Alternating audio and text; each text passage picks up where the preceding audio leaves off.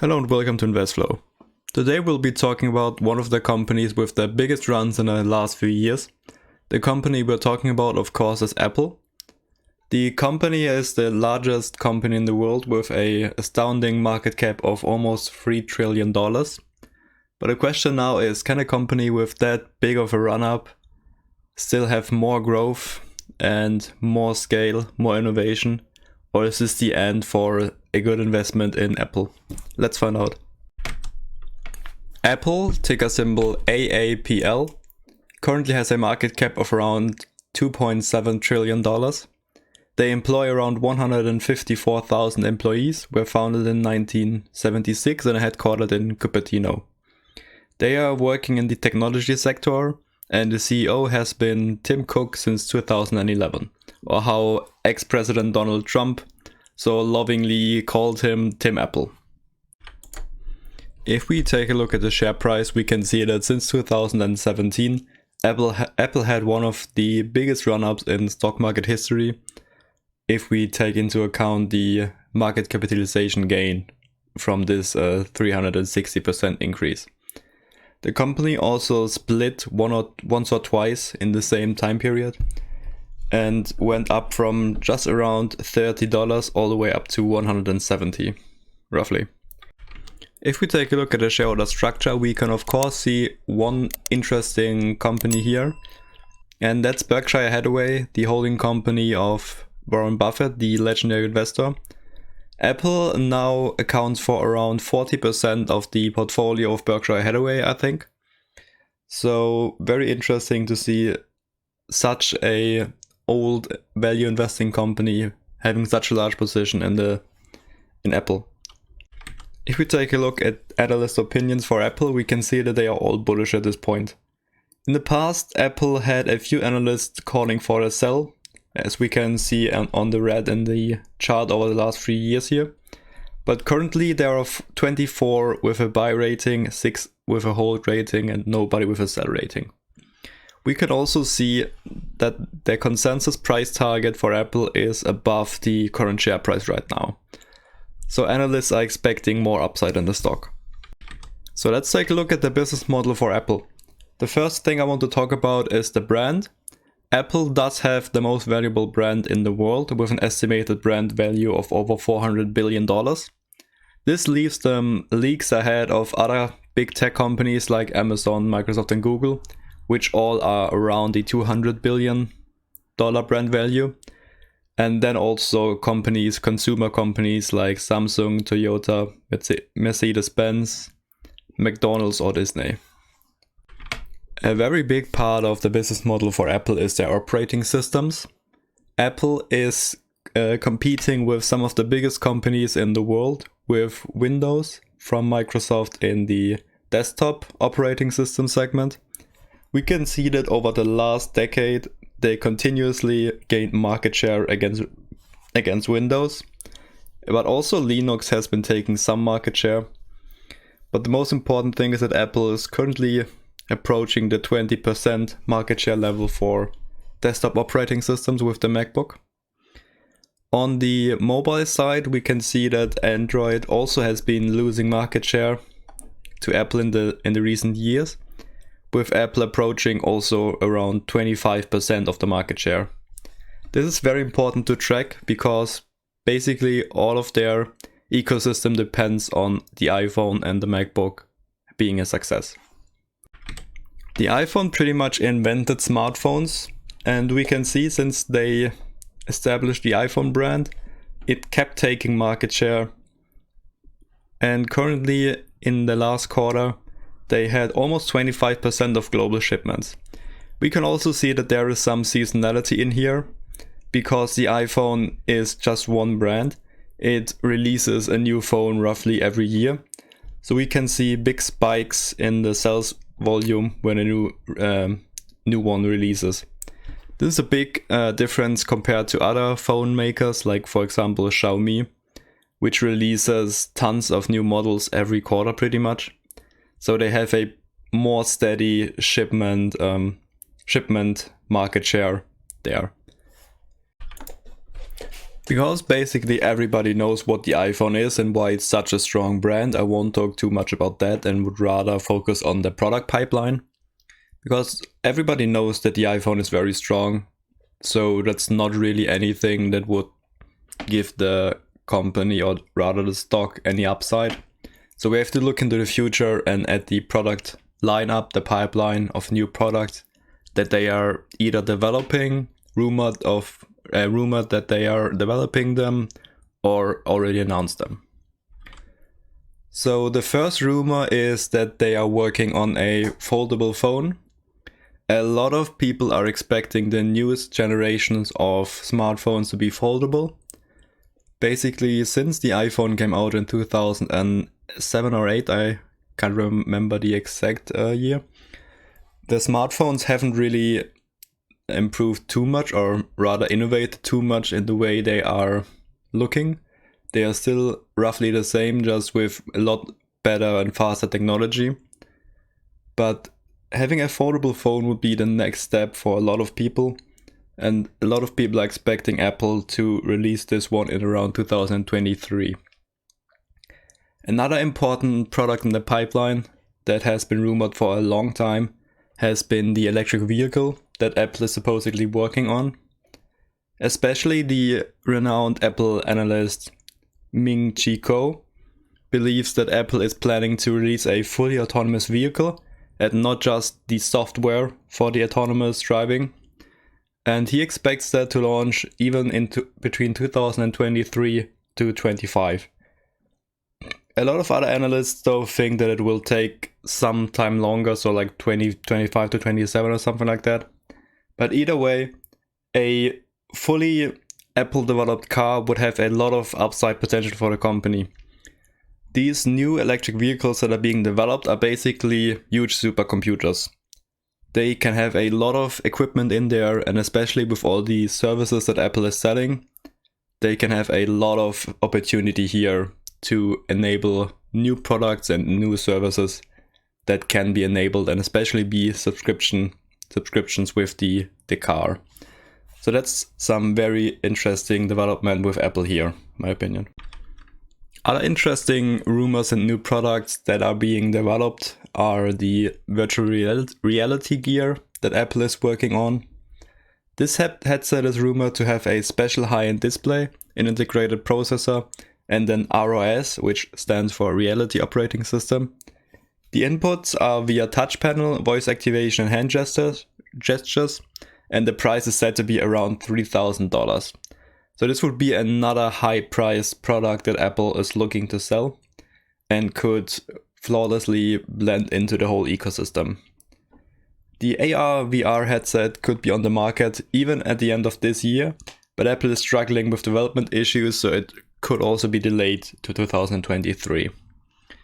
Furthermore, Apple is releasing 4 iPhone 14 models in 2022, which includes a 6.1-inch iPhone 14, a 6.7-inch iPhone 14 Max, the 6.1-inch iPhone 14 Pro, and the 6.7-inch iPhone 14 Pro Max. There will also be a smaller version with a 5.4-inch iPhone Mini. As a person that isn't in the Apple ecosystem, I'm from Germany and here Android dominates, and I also have a Windows computer. So I wasn't pretty much sure if Apple is really innovating, because from the outside it looked like all the products pretty much were the same and just released with a little bit larger display the next year for a 20% increase in price. But this feeling of Apple not being innovative changed in 2020 when they released their Apple M1 chip. This chip had a revolutionary ARM design that outcompetes the Intel chip that used to be in the MacBooks by a lot. And we can see that here, that the CPU performance is expected to be around 90% better with lower power consumption compared to a 16-core PC desktop processor. And on the graphics performance, it's also suspected to have the same power with less power consumption.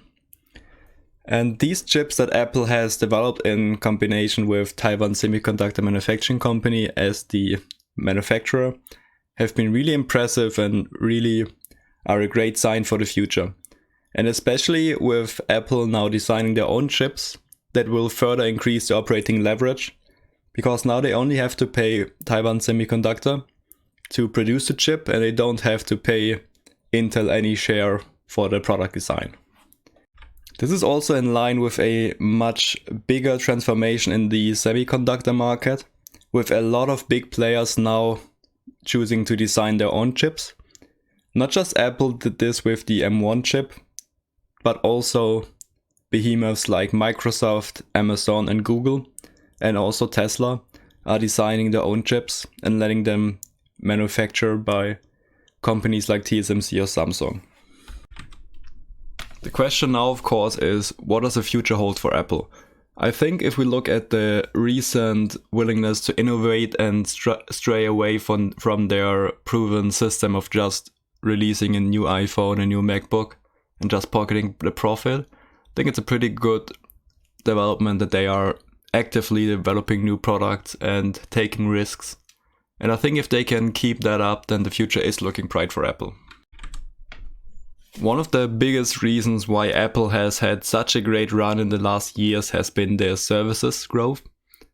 The growth in services has been monumental. As we can see, in 2015 they just had around 30 million subscribers, and that grew exponentially over the last 6 years all the way up to 750 million subscribers.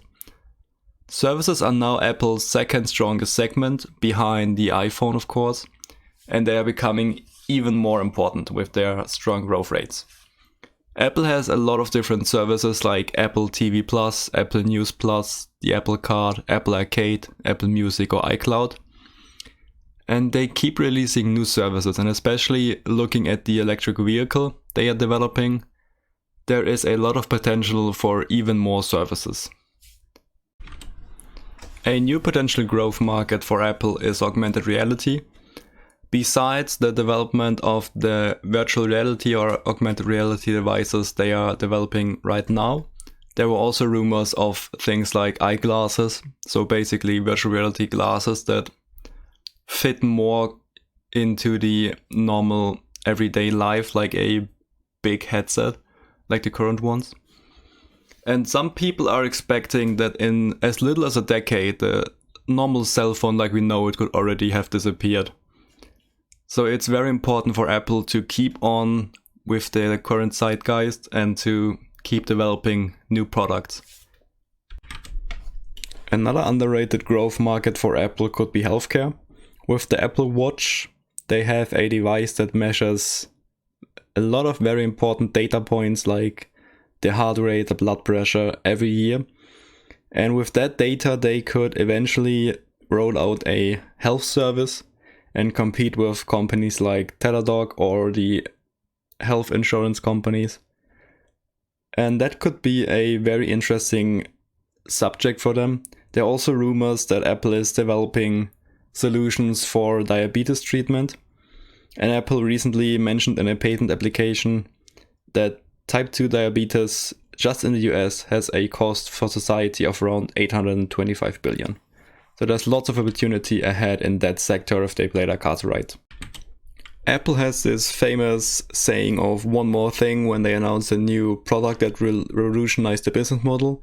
And people currently are talking about hardware as a service, just as that one more thing for Apple. Recently there have been reports of Apple working on a hardware subscription. That could potentially mean that people get the new iPhone every 2 years or whenever. So currently already a lot of people finance their iPhones and take on loans just to get the newest iPhone every 2 years. I personally don't really understand that because I've been using my phones for up to 5 years in some cases. And I don't really see the upside on that, but it's just a personal opinion.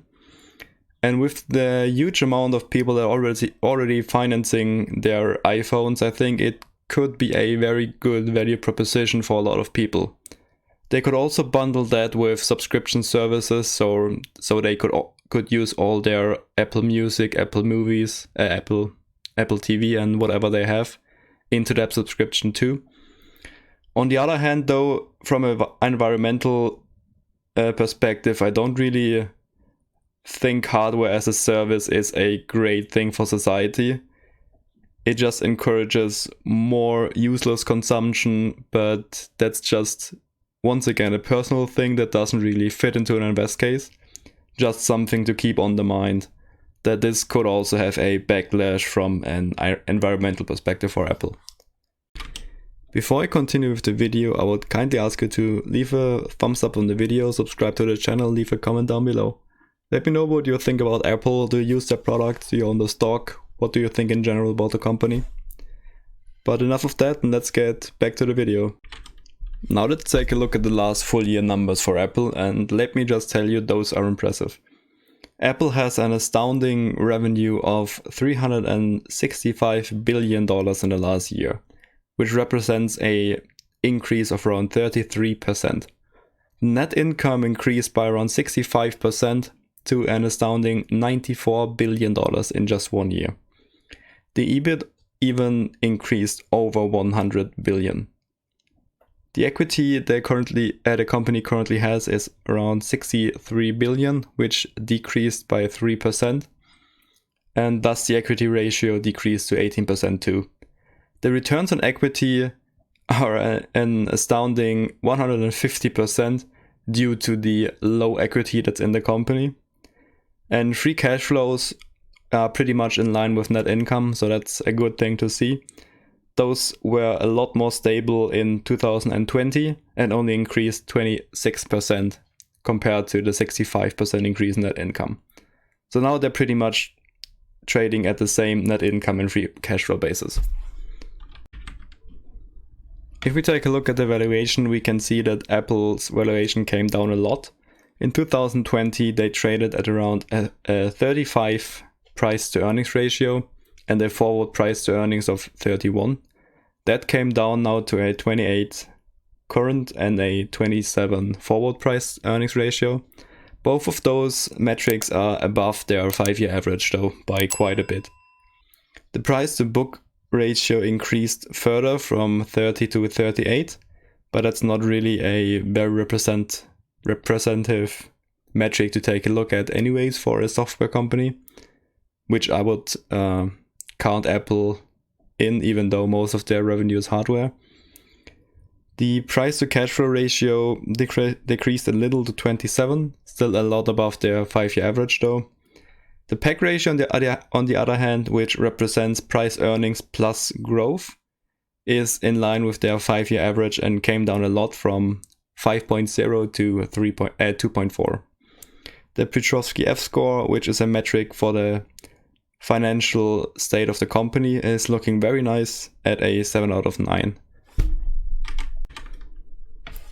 If we take a look at the last 5-year performance, we can see why I wasn't really too impressed with Apple over the last years up until 2020.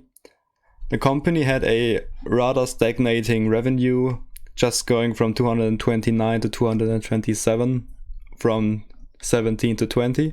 Same story on the net income, where it went from 48 billion just to 57 billion. In the last year, they had a great increase though, with a 30% increase in in revenues and a 60% increase in net income. So that really elevated the whole 5-year performance for them, because otherwise it didn't really compare with the performance of other big tech companies like Amazon, Google, or Microsoft. Let's now take a look at the revenue split for Apple. We can see that over 50% of their revenue is the iPhone and the sales associated with it. The second largest segment is services, which in my opinion are the most interesting ones. Then we have the MacBook, the iPad, and also their wearables and home accessories, which all account for roughly 10%.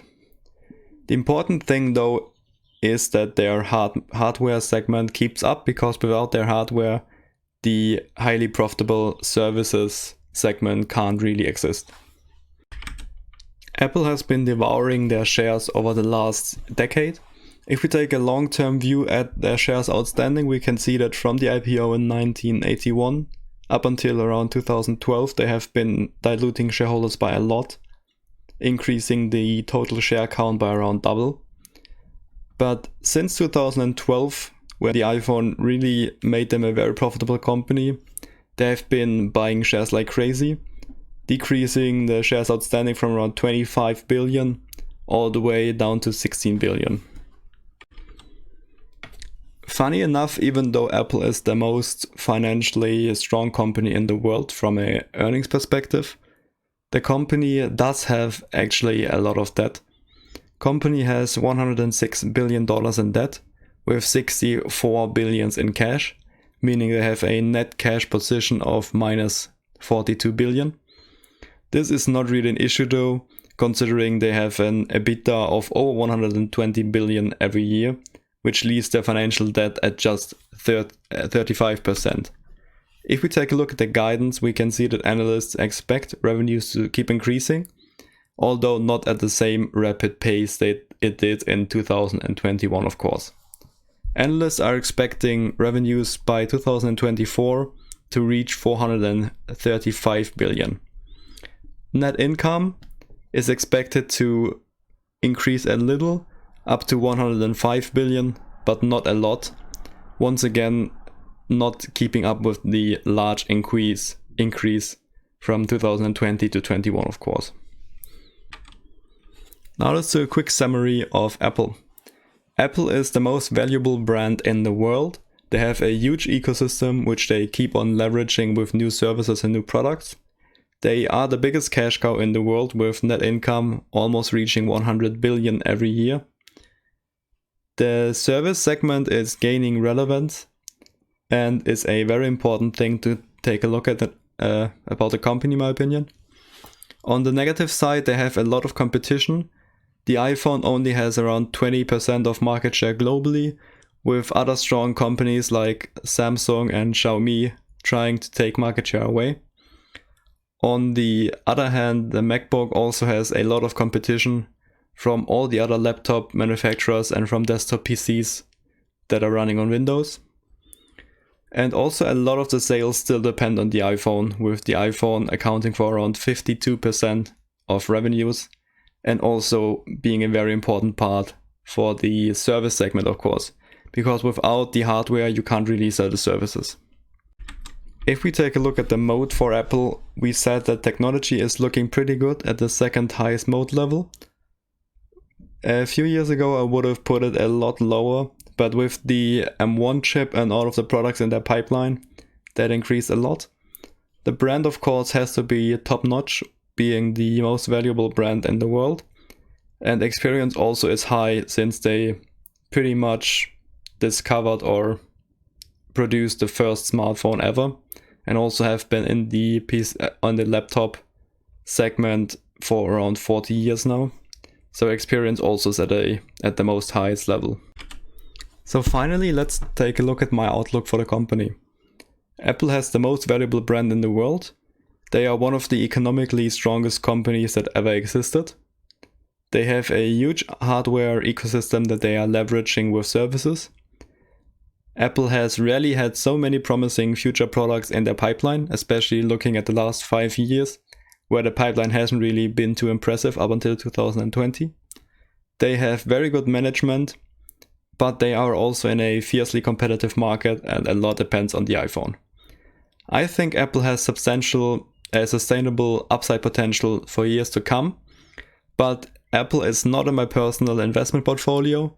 I personally prefer other big tech companies, and I hold Microsoft, Google, or Alphabet, whatever you want to call them, and Amazon personally. The one thing that Apple doesn't have that gives Amazon, Microsoft, and Google an advantage, in my opinion, is the cloud. I think cloud computing will elevate those three companies in another dimension. If we just take a look at, for example, AWS, which is currently running at, I think, a $50 billion revenue run rate, and is expected to keep growing at around 30 to 40% for the next decade, with the whole world economy, basically transitioning from in-house computing to cloud computing. I think that's one segment that Apple missed, in my opinion, especially with their cash flows.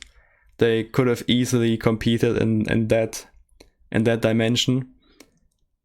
But yeah, besides that, it's a very good company, and I wouldn't blame anybody if they put Apple in their portfolio. Just not for me.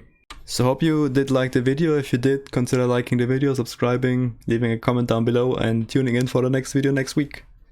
See ya.